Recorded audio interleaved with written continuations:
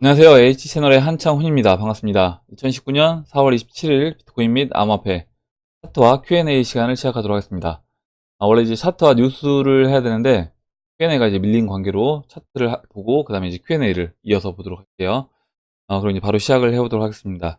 오늘 순서는 비트코인 차트 보고 그 다음에 스텔라루멘, 리플, 그리고 이더리움, 마지막으로 이제 이오스를 보도록 하겠습니다.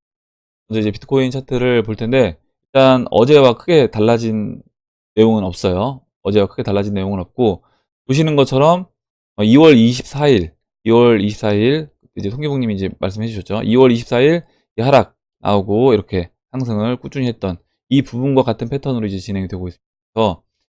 이때도 하락이 나오고 이렇게 평행 채널을 그려주면서 상승 채널 안에서 갇혀서 꾸준히 상승해 주다가 4,200달러를 돌파를 한 것처럼 지금도 패턴은 그와 같이 움직이고 있어요.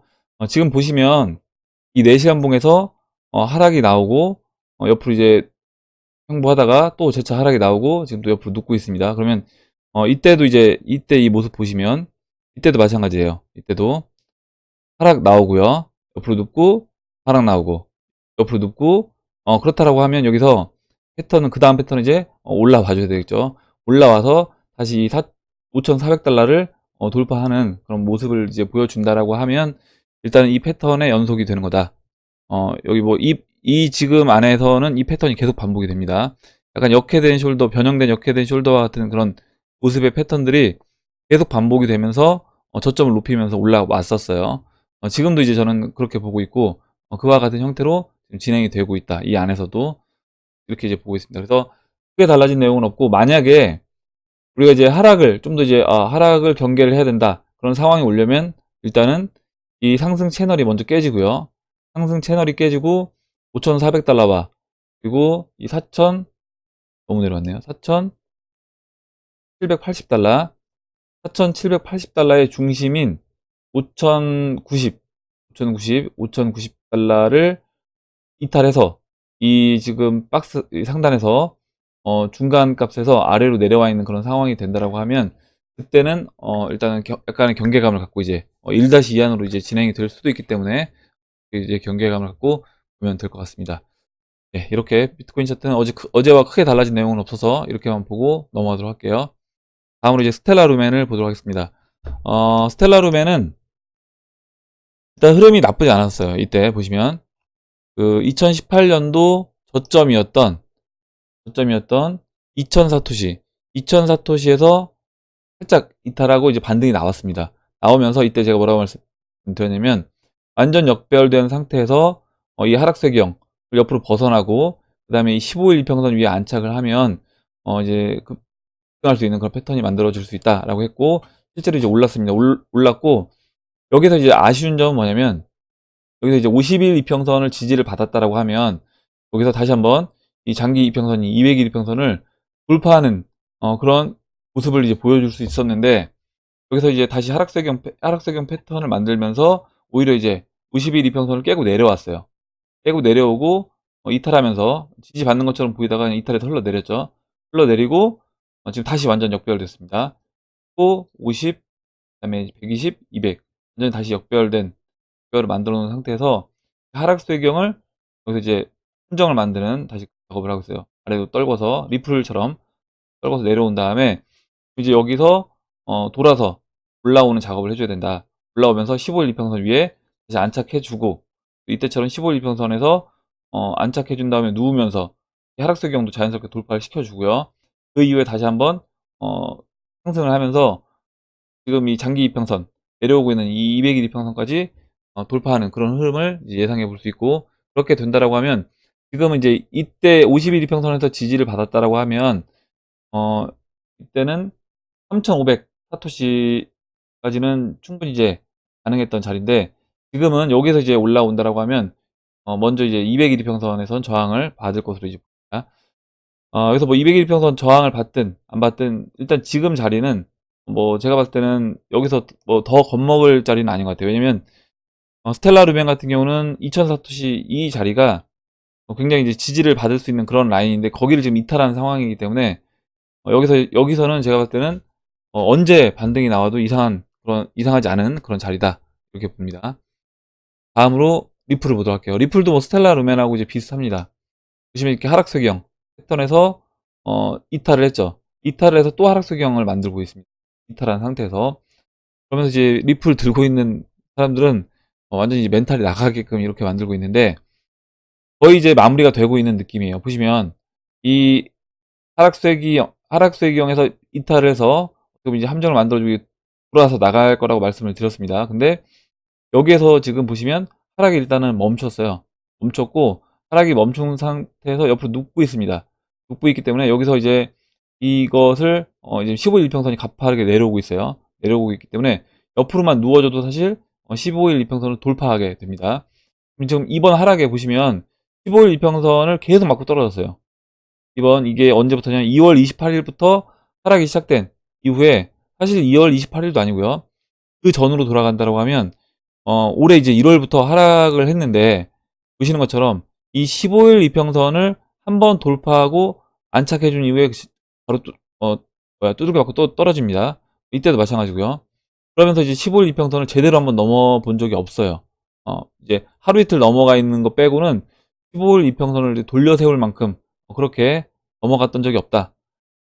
그렇다라고 하면 이제 이번이 저는 기회가 될 수도 있다는 거죠. 이번에 옆으로 누워주기만 해도 15일 평선이 워낙 가파르게 내려오고 있기 때문에 저는 돌려 세울 수 있는 그런 상황이 만들어지고 15일 평선 위에 안착을 해준다라고 하면 저는 강한 상승 흐름을 이제 기대해 볼 수 있고 그게 이제 주봉에서도 이제 나오는 겁니다. 주봉에서도 이제 보시면 죄송합니다. 120주 이평선 120주 이평선을 그러니까 120주 이평선 아래로 내려온 상태에서 지금 이제 세개 음봉이 만들어졌잖아요. 세개 음봉. 이번에도 이제 세개 음봉인데 뭐 음봉 길이도 짧지 않습니다. 그래서 충분히 저는 조정이 어느 정도 마무리가 됐다라고 생각을 하고 여기서는 이제 언제든지 반등을 해도 이상하지 않은 자리다. 스텔라 루멘하고 이제 거의 비슷하고 이렇기 때문에 어떻게 보면 이제 비트코인 도미넌스가 잠깐 비트코인 도미넌스 차트를 잠깐 볼게요. 이제 비트코인 도미넌스 차트를 보면 현재 추세는 돌파가 된 겁니다. 보시면 만약에 추세 라인을 이렇게 이제 그린다라고 하면 돼요. 이렇게 그려보면 2017년도 12월 라인하고요. 이렇게 이제 그려본다라고 하면 고점과 고점을 잇는 추세 라인을 그리면 이번에 이제 이 추세 라인이 돌파가 돼서 이제 올라갈 것처럼 이제 보이는데 일단 제가 전체적인 채널로 봤을 때 지금 이 도미넌스 자체가 도미넌스는 이 알트코인들이 계속 나오면서 그리고 알트코인들이 시장에서 자리를 잡으면서 전반적으로 이제 하락을 할 수밖에 없는 거예요. 하락을 할 수밖에 없고 우하향하는 그런 채널을 그려줄 수밖에 없다. 그렇다라고 하면 앞으로 이제 도미넌스 차트는 뭐 이와 같은 점을 이어서 점을 이어서 채널을 만들어 준다라고 하면 그래서 또 당겨서 본다라고 하면 그거를 적용을 안 하고 이제 보겠습니다. 또 내릴게요. 이렇게 이제 보시면 이렇게 보시면 물론 제가 이제 말씀드렸던 것처럼 그 채널의 상단부는 이제 63 말씀드렸는데 훨씬 높네요. 여기가 지금 떠서 그렇습니다. 60까지는 아니었고요. 그러면 채널 상단부가 64 정도, 64 정도 보시면 될 것 같아요. 여기까지 이제 올라올 수는 있습니다. 올라올 수는 있고 만약에 이렇게 된다라고 하면 진짜 앞으로도 비트코인만 당분간 더 치고 가는 그런 모습을 보일 거예요. 지금 여기에서 지금 도미넌스에서 52에서 57만 이 정도 올라왔는데 우리가 체감하기에는 알트코인들은 하나도 안 가는 것 같고 비트코인만 혼자 이렇게 가는 것처럼 느껴지잖아요. 그렇다라고 하면 만약에 여기서 지금 57에서 57.5에서 63, 64까지 만약에 비트 도미넌스가 올라간다라고 하면 아마 우리가 지금 체감했던 그 정도 느낌을 더 느낄 겁니다. 그 이상으로 약간 느낄 수 있어요. 어차피 비트만 가는구나 이런 느낌을 받을 수 있는데 일단은 지금 이 자리 57.5 라인이 이 삼각 수렴의 중심이고요. 이때도 이제 저항 맞고 떨어졌던 자리이기 때문에 그렇다고 하면 이제 여기를 돌파하느냐, 돌파하지 못하고 맞고 떨어지느냐, 일단 이걸 한번 지켜봐야 될 것 같습니다. 네, 맞고 떨어진다라고 하면 그때는 알트코인들이 오히려 이제 상승할 수 있는 그런 흐름을 또 볼 수 있기 때문에 일단은 아직까지는 방향성이 저는 정확하게 나오진 않았다 이렇게 보고 있어요. 그래서 97.5를 완전히 넘어가서 안착하는 모습을 보여준다라고 하면 그때는 64까지 도미넌스 열어놓고 이제 봐야 되는 겁니다. 이렇게 설명드리고 지금 그리고 제가 도미넌스가 아래로 저는 더 떨어질 확률이 좀 높다라고 보는 거는 왜 그러냐면 만약에 여기서 도미넌스가 올라간다라고 하면 그 BTC 마켓에 있는 알트코인들이 더 빠져야 되기 때문에 리플이라든가 스텔라 루멘 차트를 보면 알트코인도 빠질 자리가 많이 보이지 않아서 제가 봤을 땐 그리고 이제 뭐 리플이라든가 스텔라 루멘 시총이 낮은 알트코인들이 아닌데 그런 알트코인들이 만약에 상승을 한다, BTC 마켓에서 상승을 한다라고 하면 도미넌스도 이쯤에서는 반등을 끝내고 저는 하락하지 않겠냐 이렇게 보는 겁니다. 다음으로 이제 이더리움을 간단하게 이제 설명을 드릴게요.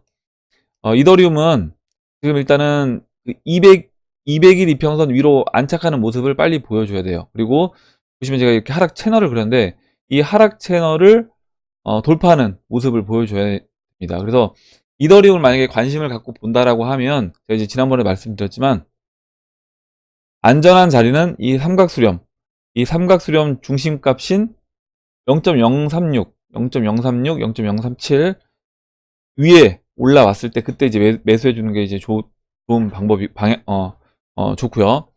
만약에 그러니까 나는 좀 뭐 기다릴 수 있다라고 하면 지금 가격도 저는 싸기 때문에 사실 이 가격에 비트코인을 만약에 이더리움으로 내가 교체를 해서 갖고 있다라고 하면 언제든지 수익은 낼 수 있는 그런 자리이긴 합니다.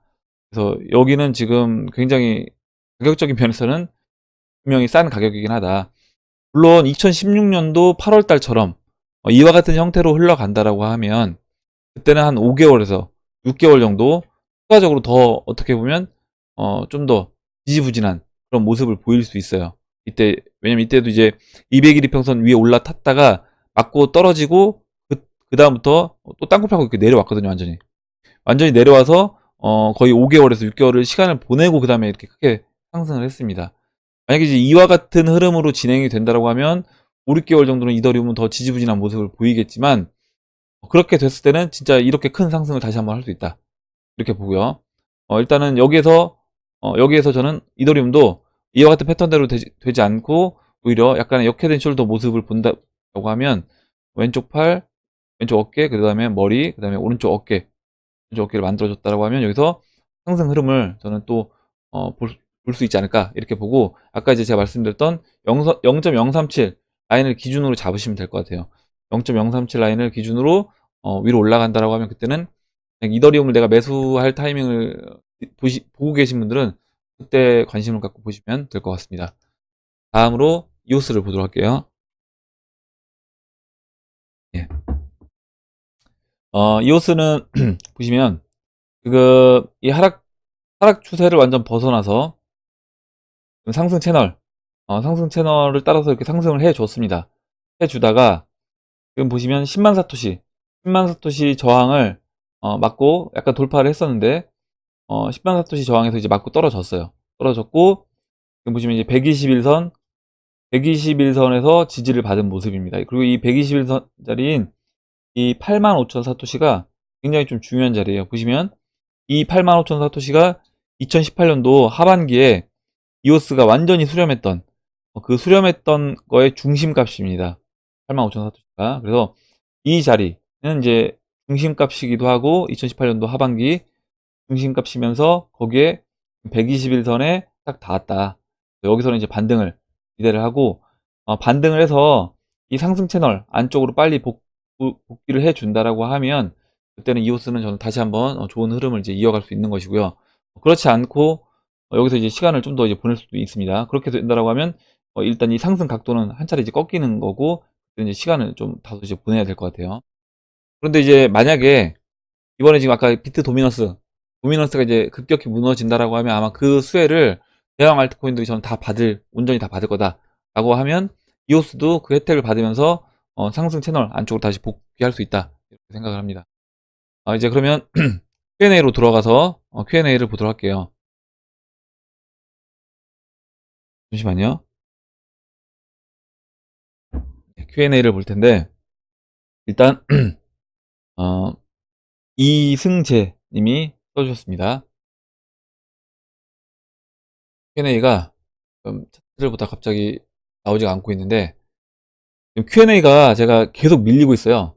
네, 계속 밀려서 지금 여러분 여기 보시면 Q&A가 여기 있습니다. 바가. 그래서 이 아래에 있는데 보통 한 이 정도 위에 올라와 있어야지 어느 정도 얼마 안 남은 건데 계속 밀리다 보니까 계속, 왜냐면 이게 여러분들이 그때그때 맞는 어떤 뭐 질문이라든가 아니면 그때 상황에 맞는 정보를 딱 올려주셔서 시간이 좀만 하루 이틀만 지나도 좀 약간 뒤처지는 느낌이 들어서 제가 최대한 좀 빨리 하려고 하고, 그렇다고 해서 또 이거를 다 뺄 수는 없기 때문에 여러분들 좋은 글들이 많아서 그냥 또 넘어가긴 또 아쉬워서 제가 하다 보니까 계속 이제 미뤄지고 있습니다.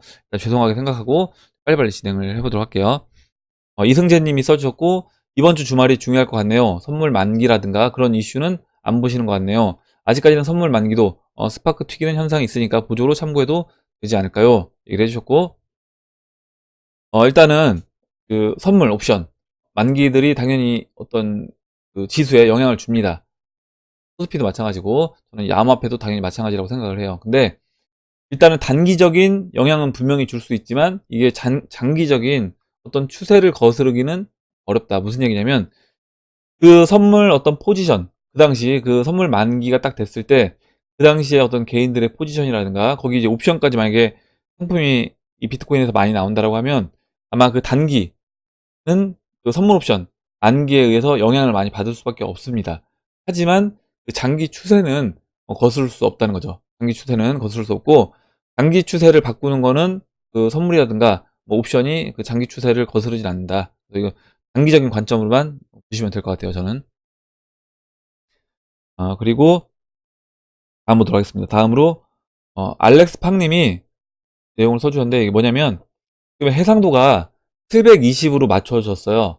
제가 그 지금 편집을 하고 앞에 이제 인트로를 넣다 보니까 그 인트로 영상이 들어간 거는 해상도가 720 이상 올라가지 않더라고요. 그래서 만약에 제가 편집을 부득이하게 해야 되는 상황일 때는 이제 인트로를 넣고, 그렇지 않고 만약에 뭐 인트로를 안 넣고 바로 그냥 영상을 올릴 때는 인트로를 빼고 올리도록 하겠습니다. 그렇게 되면 이제 1080 이상이 지원이 되고, 지금 이제 알렉스 팍님 말씀은 뭐냐면 인트로 영상 자체를 1080 이상 지원되는 인트로로 만들어야 된대요. 그래서 이거 제가 만든 게 아니라 무료로 이제 지원해 주는 데서 제가 이제 받아서 쓴 것이기 때문에 좀 더 알아보고 그다음에 이거를 개선할 수 있으면 개선해서 올리도록 하겠습니다. 네, 이렇게 말씀드리고 넘어가도록 할게요.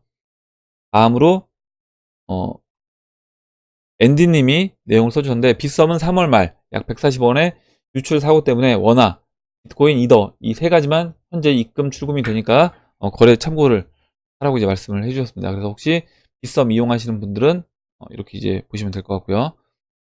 다음으로 김현숙님이 써주셨어요. 잠깐만요.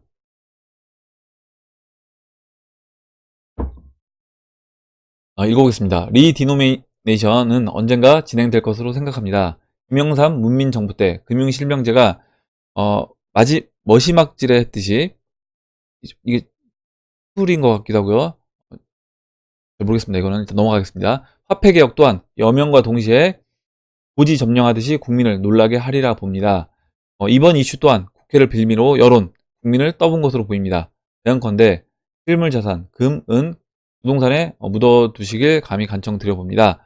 꼭 과거를 타사한 지석으로 삼으세요. 이렇게 얘기해 주셨고, 일단 제가 이제 지난번에 이제 이 화폐개혁 관련돼서 말씀드린 거를 참고해 보신다라고 하면, 물론 이제 부동산도 당연히 그냥 우리나라 원화로 들고 있는 것보다는 저는 나을 거다라고 보지만, 되도록이면, 그러니까 부동산 같은 경우는 만약에 이제 부동산이 침체 국면으로 접어들고 이제 매매를 할 때 이게 매도를 하는 게 또 쉽지가 않을 수가 있습니다. 실제 이제 물량이 많지 않다 보면 그 매수자가 많지 않다라고 보면 그 침체 국면으로 들어섰을 때 그렇다라고 보면 우리가 이제 좀 즉각 매도를 할 수 있고, 그리고 분할로 매도할 수 있고 그런 상품을 찾아본다라고 하면 금융상품에서 이제 엔화라든가 달러가 좀 더 화폐 개혁이 있을 때는 또 낫지 않을까.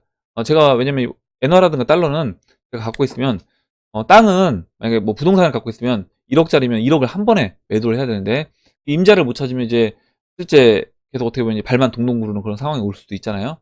엔화 같은 경우는 언제든지 뭐 달러 같은 경우는 그날로 이제 뭐 10만 원이면 1000만 원씩 팔 수도 있는 거고 그리고 실제로 화폐 개혁이 됐을 때 그만큼 저는 엔 달러 같은 경우는 둘 다 충분히 그 부분에서 이제 그 인플레이션을 커버해 줄 거다라고 생각을 합니다. 그 부분을 한번 고민해 보시면 도움이 될 것 같아요. 다음 보도록 하겠습니다. 다음으로 제이팍님이 써주셨고 그러니까님 질문에 조금이나마 도움 드리려고요. 일단 브레이브 웹을 깔아보시면 주소창 오른쪽에 조그만 삼각형 그 사자 얼굴 옆에 있는 거를 누르시면 그 BAT 마크입니다. 1시간에 몇 번 광고를 보겠다는 게 나오는데 그거에 따라서 BAT 코인을 받을 수가 있습니다. 그러나 여기서 받는 코인은 거래소에서 팔 수는 없고요. 아직까지는 팔 수 없는 겁니다. 단지 유튜버 크리에이터 분들이나 뭐 후원용으로 보내드릴 때만 사용할 수 있다고 합니다. 그리고 일단은 지금은 당장 그 서비스가 되지 않지만 나중에 이제 업데이트가 되면 충분히 그것도 나중에 뭐 거래소로 옮겨서 저는 팔 수 있다. 거다 이렇게 봅니다. 좀 더 자세히 알고 싶으면 크립토 토마토님 4월 25일자 비트코인의 방향을 보시면 되고요. 이거는 이제 궁금하시길래 참고하라고 올려드린 거고 뭐 절대 이제 토마토님 방송 홍보해 드리려고 말씀드리는 거 아니다. 이렇게 얘기해 주셨는데 괜찮습니다. 만약에 진짜 좋은 내용이 있고 저의 영상에서 도움이 되는 그 구독자분들 도움이 되는 내용이 있다라고 하시면 언제든지 올려주셔도 전 상관없습니다. 예, 다음 보도록 하겠습니다. 다음으로 생활 속 달인님이 써주셨어요. 그리고 이제 이건 지난 시간에 와사비님 상관관계건 했던 거고요. 생활 속 달인님 써주신 내용을 보도록 하겠습니다.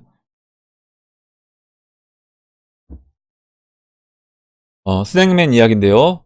옮긴 건 사실이고 팔려고 옮겼다는 것도 사람들이 인정하는 부분이지만 이상한 건 지갑을 여러 개 만들어 따로따로 보낸 점이 이상합니다. 본인이 팔려면 본인 한 계좌에 보내면 될 것인데 왜 3에서 3, 4개의 지갑으로 분리해서 보낸 부분이 궁금합니다. 조사하면 다 나오는데 숨기려고 그리 보냈을 리는 만무하고요. 그리고 사람들이 자꾸 리플사가 팔아먹었다고 이야기하는데 팔아먹는 게 아니고 수요자가 사는 것입니다. 비록 많은 양을 만들어 놓긴 했지만 리플사가 가치 없고 쓰이지 않는 코인을 좋다고 사기를 쳐서 파는 게 아니라면 수요자는 사는 것입니다. 예, 맞죠? 예. 죄송합니다. 잠깐만요. 비록 많은 양을 만들어 놓긴 했지만요. 리플사가, 죄송합니다. 여기 읽었죠? 아니라면, 수요자가 사는 것입니다. 매달 10억 개를 락에서 풀지만 수요자가 없으면 다시 맨지로 다시 락을 시킵니다. 이렇게 생활 속의 달인님이 써주셨고, 일단, 생활 속 달인님과 같은 의견을 써주신 이웨이브님 글을 먼저 읽을게요. 이웨이브님 글을 먼저 읽도록 하겠습니다. CTO인 조엘 카츠와 관련 XRP 매각 내용은 1차 2017년 고점의 매각 사실 본인이 인정했고 2차 2019년 3월 거래소 이동 아직 결론은 안 나왔다.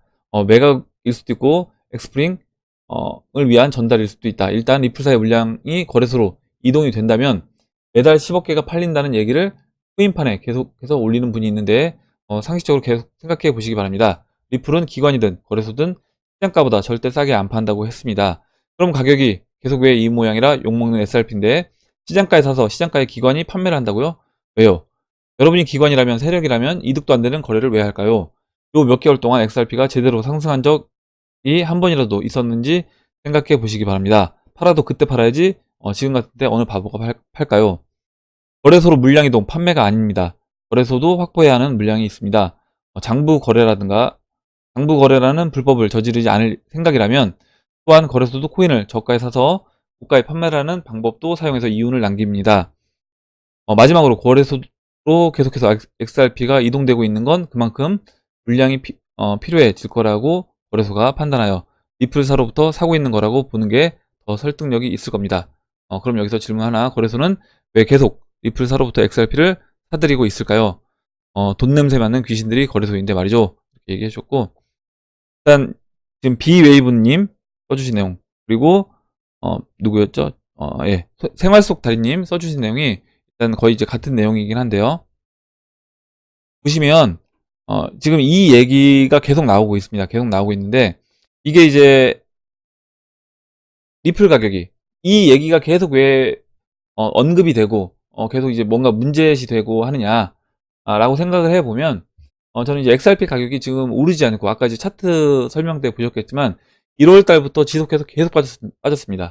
계속 빠지다 보니까 이런 얘기가 지금 계속 이제 나오고 있는 거예요.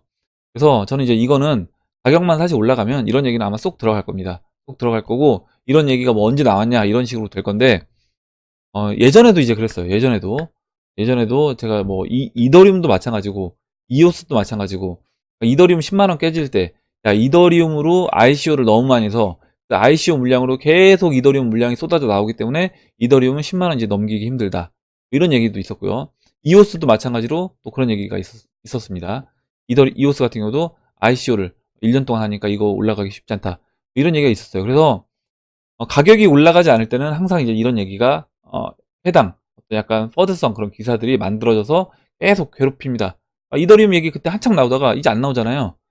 그런 것처럼 이제 XRP, 리플도 지금은 이제 이 가격이 재미가 없으니까 계속 이런 얘기가 나오는데 만약에 가격이 여기서 지금 300원대에서 뭐 5, 600원만 올라가도 아마 이런 얘기는 안 나올 거예요. 안 나올 거고 1000원 넘어간다고 하면 아마 쏙 들어갈 겁니다. 그래서 크게 저는 걱정은 안 하셔도 될 것 같습니다.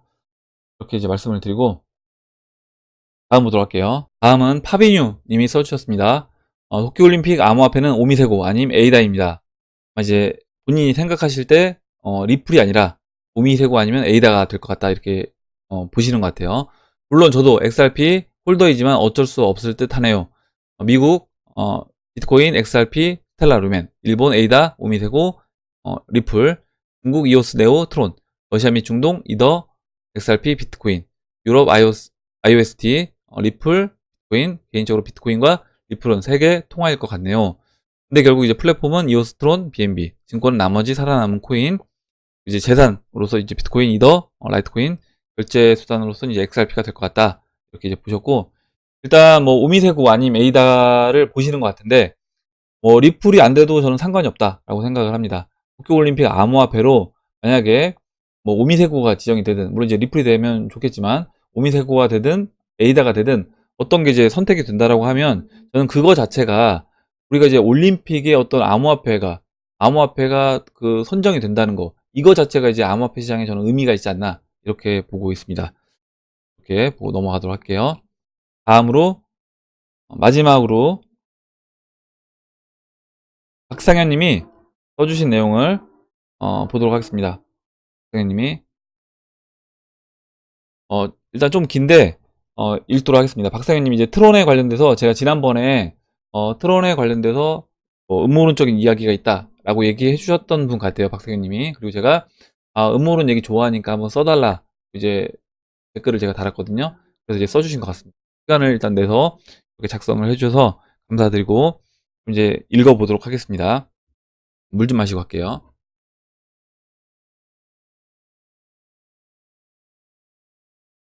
먼저 트론 관련 소설을 한번 써보려고 합니다. 일단 트론에 이제 편중된 소설이다. 그래서 말 그대로 그냥 소설이니 재미삼아 읽어주세요. 읽어보겠습니다. 로스차일드를 비롯한 금권 세력이 가장 싫어하는 것은 인플레이션입니다.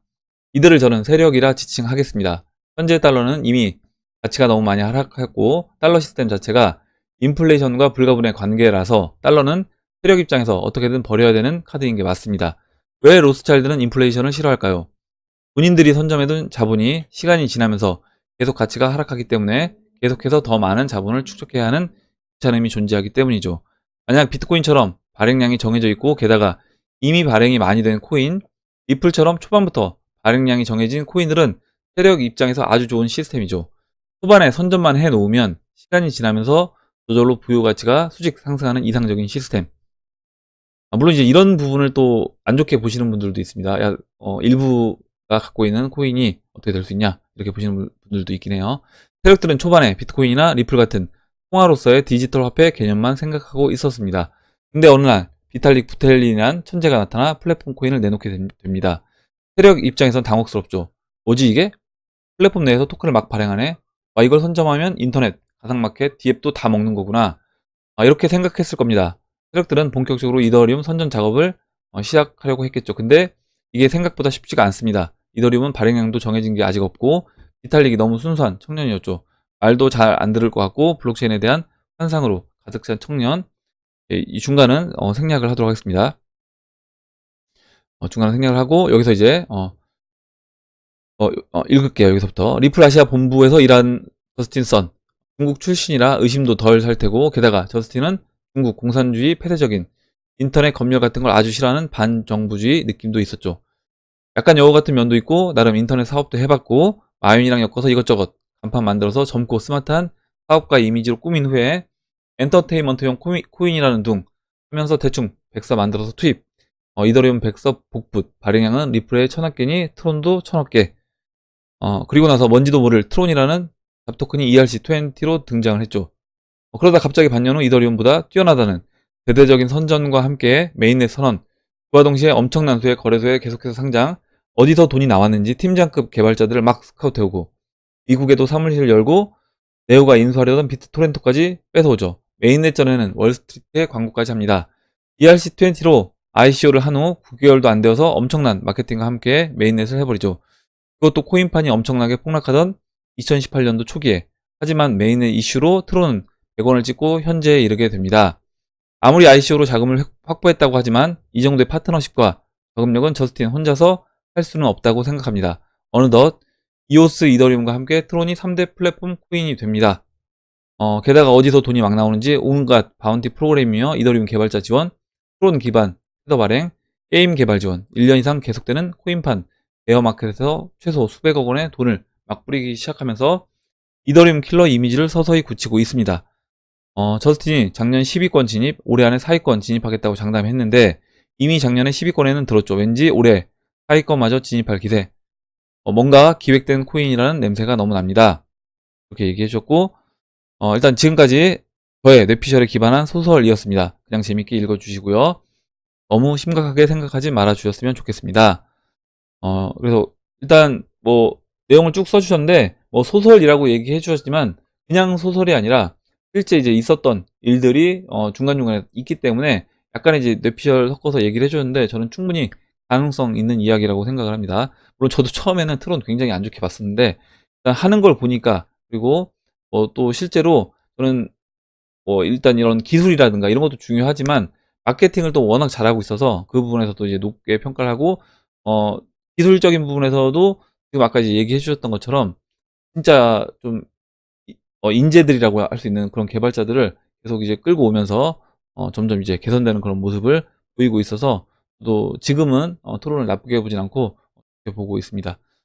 예, 이렇게 보고 넘어가도록 할게요. 제가 원래 여기까지 하려고 했는데 두 분만 더 보도록 하겠습니다. 두 분만 더 보고 마무리하도록 할게요. 일단 탱크야 님이 써주신 내용을 보도록 하겠습니다.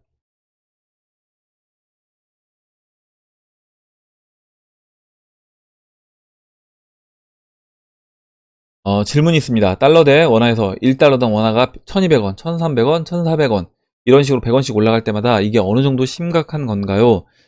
지금 1150원 돌파한 것만으로도 이렇게 심각하게 받아들이시는데 1200원, 1300원이면 IMF 때는 너무 어려서 그때가 어떤 상황이었는지 잘 모르겠네요. 이렇게 얘기해 주셨고 우리가 원달러 환율이 왜 이렇게 중요하냐라고 보시면 일단 이렇게 보시면 돼요. 뭐냐면 지금 1100원에서요. 1100원에서 만약에 1300원, 1400원 이렇게 올라간다 라고 하면 외국인 투자자들 입장에서 보세요. 외국인 투자자들이 우리나라 국내 주식을 갖고 있습니다. 국내 주식을 갖고 있는데 만약에 이 사람들이 국내 주식을 갖고 있는 상태에서 원화 가치가 달러보다 2분의 1 토막 반으로 줄어들게 된다고 하면 그들은 그냥 앉은 자리에서 자신들의 자산이 반토막이 되는 거예요. 그럼 어떻게 되겠어요? 당연히 미리 팔고 나가야 되는 겁니다. 우리나라에 갖고 있는 그 외국인들이 갖고 있는 자산을 매각을 해야 돼요. 매도를 해서 팔고 나가게 되기 때문에 그러면 주식시장이 안 좋은 방향으로 이제 진행이 되겠죠. 그걸 이제 그거가 그 점이 이제 가장 큰 점이고 그다음에 제가 지난번에 한번 말씀드렸는데 우리나라 이제 기업들도 문제입니다. 기업들이 달러 빚을 많이 쓰고 있어요. 우리나라 기업들도 물론 예전 IMF 때보다는 덜하지만 달러 빚을 많이 사용을 하고 있는데, 제가 이제 이 부분을 지난번에 한번 말씀을 드렸습니다. 사업 보고서를 제가, 잠깐만요. 아시아나항공, 그때 이제 사업 보고서를 이제 보여드렸었는데, 보시면 아시아나항공 같은 경우는 1조 3천, 1조 5천억이 이제 외화 부채고요. 2,600억 정도가 외화 자산입니다. 그럼 이제 1조 3천억 정도가 외화 부채가 있는 거예요. 근데 이렇게 이제 외화 부채, 달러 부채가 1조 3천억이 있는 상태에서 달러가 10% 올라가게 되면 세전 순이익이 얼마가 감소하느냐? 2천억씩 감소합니다. 2천억씩. 단위가 1,000원이거든요. 천만, 10만, 100만, 1000만, 억, 10억, 100억, 1000억. 그래서 10% 달러 가치가 올라갈 때마다 2천억씩 세전 순이익이 줄어드는 거예요. 근데 이제 이게 이제 아시아나항공뿐만 아니라 이런 식으로 이제 외화 부채를 갖고 있는 기업들은 다 영향을 받는다라고 보시면 돼요. 그래서 이제 우리나라 기업들한테 실질적으로 이제 안 좋은 영향을 줄 수밖에 없는 거죠. 그리고 이제 우리나라 전반적으로 수입해오는 그런 수입해왔을 때 우리나라 원화 가치가 떨어지기 때문에 수입해오는 물가도 이제 올라가게 되겠죠. 그럼 이제 인플레이션도 또 발생이 되는 겁니다. 예, 그래서 이런 부분이 이제 안 좋은 영향을 미칠 수 있다. 예, 이렇게 보고 마지막으로 송기봉님 의견만 보고 이제 마무리하도록 하겠습니다. 블록체인 보안 전문 업체 팩실드 모니터링 데이터에 따르면 테더가 전날 24일 7천만 USDT를 이더리움 네트워크에 발행했다. 됐고 제가 이제 이 기사를 보여드릴게요. 시장에 돈이 들어오는 정보도 좀 많이 올려줬으면 좋겠다 이렇게 얘기했는데 테더가 일단 발행이 됐다는 거는 이건 이제 매수 대기 자금으로 이제 보시면 되는 겁니다. 송기봉님이 얘기해 주셨던 것처럼 매수 대기 자금으로 이제 보시면 되고 언제든지 이건 이제 암호화폐를 살 수 있는 그런 돈이 되는 거죠. 보시면 이제 테더 이번 달 이더리움 네트워크에서 2.4억 USDT를 발행을 했다. 그래서 일단 7천만 USDT를 이더리움 네트워크에서 이제 발행을 했고요. 이번 달 4차례에 걸쳐서 총 2.4억 테더 USDT를 이더리움 네트워크에서 이제 발행을 했으며 이더리움 기반 USDT의 총 발행량은 약 3억 USDT다. 이렇게 돼 있어요. 그래서 이번 달에 굉장히 많이 이제 발행을 했는데 이게 그러면 야, 이 테더가 발행을 했는데 왜 빠지느냐? 이렇게 이제 보시면 이제 송기봉 님도 써주셨어요. 뭐냐면 어 잠깐만요. 어디야? 시드머니 테더가 들어오는데 테더 불안정으로 나를 울리지만 알시장 간다. 다 샀습니다. 이렇게 써줬고 테더 세력이 비트 싸게 사려고 내렸다고 하는데 맞는 건지 이렇게 써줬는데 예, 저는 이제 맞다고 봅니다. 당연히 기관들이 돈을 갖고 이제 시장에 들어와서 어, 하려고 하는데 비싼 가격에 사기는 싫다는 거죠. 그리고 지금 들어온 돈 자체가 적은 돈이 아닙니다. 거의 이제 2.4억 달러면 우리나라 돈은 3천억 정도 되는 돈인데 그 정도 되는 돈을 가지고 암호화폐를 사려고 하는데 당연히 높은 가격에서 이제 사기 싫기 때문에 그리고 가격이 계속 올라가게 되면 개인들이 이제 팔지 않잖아요. 한번 이제 떨궜다가 싸게 사기도 하고 한번 떨궜다가 이제 올려주면 개인들이 또 많이 팔기도 하니까 저는 이제 그걸 노리지 않았나 이렇게 생각을 합니다. 네, 그럼 오늘 영상은 이상으로 이제 마무리하도록 하고요. 오늘 나온 얘기들 중에 여러분들 궁금하신 점 그리고 의견 같이 나눠보고 싶은 정보 있으시면 정보를 공유해 주시면 같이 이야기해보는 시간을 가져보도록 하겠습니다. 네, 그럼 이상으로 영상을 마치도록 하고 영상이 도움이 되셨다면 좋아요와 구독 버튼 그리고 알림종 버튼을 눌러주세요. 감사합니다.